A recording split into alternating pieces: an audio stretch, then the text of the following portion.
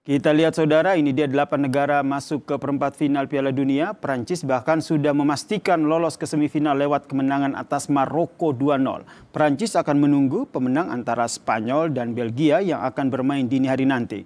Sementara itu saudara, Inggris bakal berhadapan dengan Norwegia. Pertandingan ini akan jadi ajang pembuktian ketajaman Kapten Inggris Harry Kane dan bintang Norwegia Erling Haaland. Sementara itu saudara, favorit lainnya yaitu Argentina bakal berhadapan dengan kuda hitam Swiss. Kylian Mbappe saudara dan juga Lionel Messi masih merajai daftar top skor sementara Piala Dunia 2026 dengan 8 gol. Mbappe mengejar Messi dalam perburuan sepatu emas lewat 1 golnya dalam partai perempat final kontra Maroko. Di bawah mereka membayangi algojo kotak penalti dari Norwegia. Siapa lagi kalau bukan Erling Haaland dengan 7 gol. Sementara itu sang kapten Inggris Harry Kane dengan 6 gol diikuti Ousmane Dembele yang sudah melesakkan 5 gol.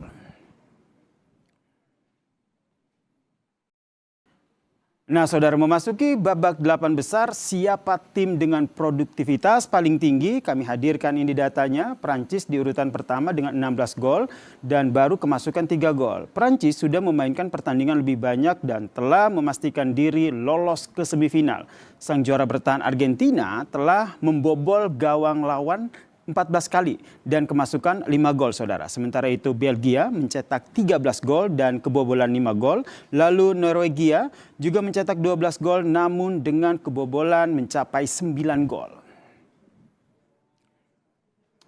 Lalu ada Inggris yang sudah mencetak 11 gol dengan kebobolan 5 kali. Sementara itu Spanyol sama sekali belum kebobolan dan sudah mencetak 9 gol saudara. Jumlah gol Swiss sama dengan Spanyol namun sudah kebobolan 3 kali. Sementara itu Maroko sudah dipastikan tersingkir dari persaingan 8 besar karena kalah dari Prancis. Mereka mencetak 10 gol dan kebobolan 6 gol saudara.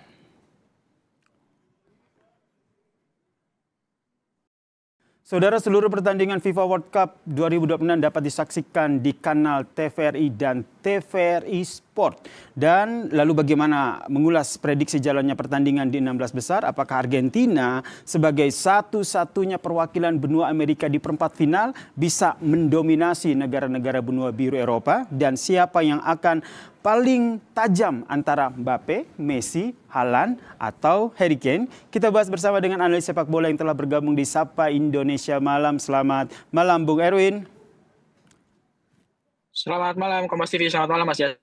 Bung Erwin, menarik untuk kita melihat bagaimana perebutan untuk babak selanjutnya. Tapi yang ingin saya bahas ini adalah Spanyol dan juga Belgia dulu nih. Karena kalau kita lihat Spanyol ini ternyata belum pernah kebobolan. Menurut Anda dengan kekuatan pertahanan yang begitu luar biasa menurut saya, apa strategi dari Belgia nanti?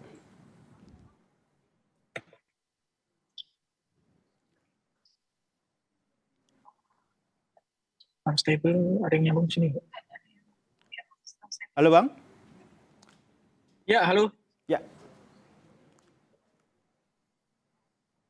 Bung Erwin? Ya, halo Mas Yasir. Oke, suara saya jelas ya Bung Erwin ya? Jelas, aman. Oke, analisa Anda terkait dengan Spanyol dan juga Belgia.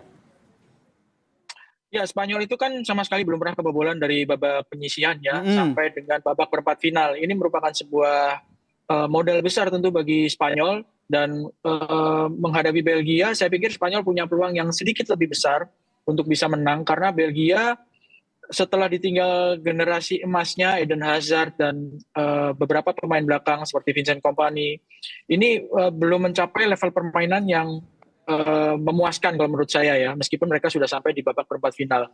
Kalau berhadapan dengan Spanyol, Belgia akan menghadapi lawan yang sangat tangguh. Spanyol itu juara Piala Eropa 2024 dan mereka punya sejumlah pemain yang memang sudah matang ya. 2024 mereka sudah juara Eropa, sekarang 2026 mereka punya modal yang besar tentu dengan dua tahun setelah juara Piala Eropa.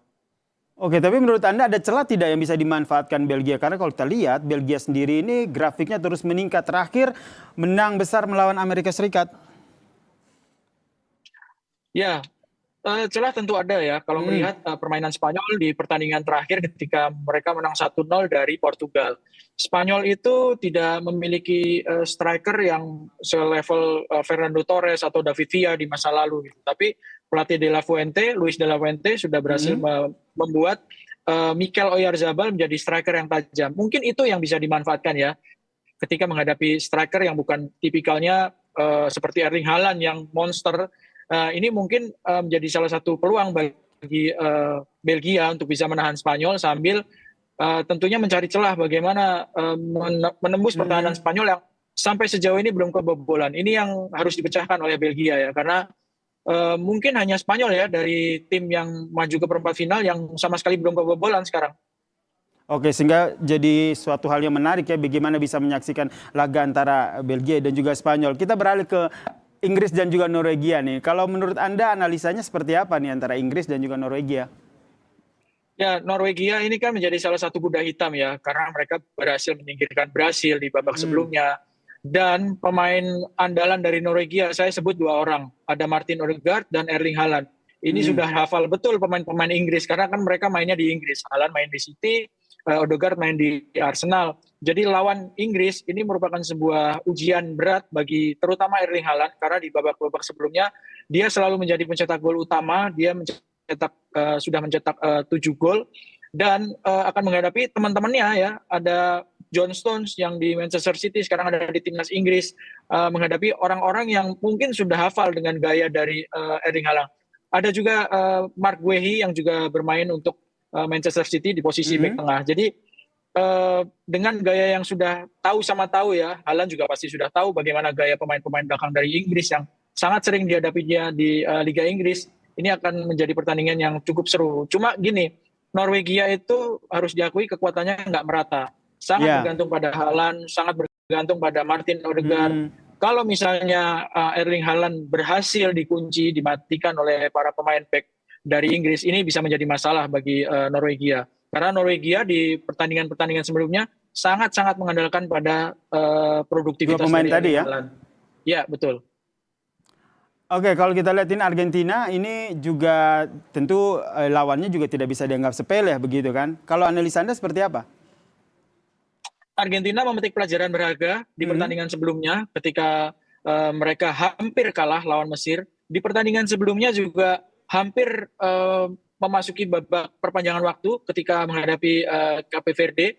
Jadi Argentina sudah punya pengalaman di masa-masa kritis ketika mereka hampir kalah atau hampir berlanjut ke babak adu penalti ataupun perpanjangan waktu. Jadi Argentina saya pikir punya peluang yang sedikit lebih besar dibandingkan dengan Swiss. Sama seperti Norwegia, Swiss ini maju ke babak perempat final ini merupakan menjadi sebuah tim kuda hitam ya. Meskipun kalau di head to head ya pasti Argentina punya peluang yang lebih besar gitu.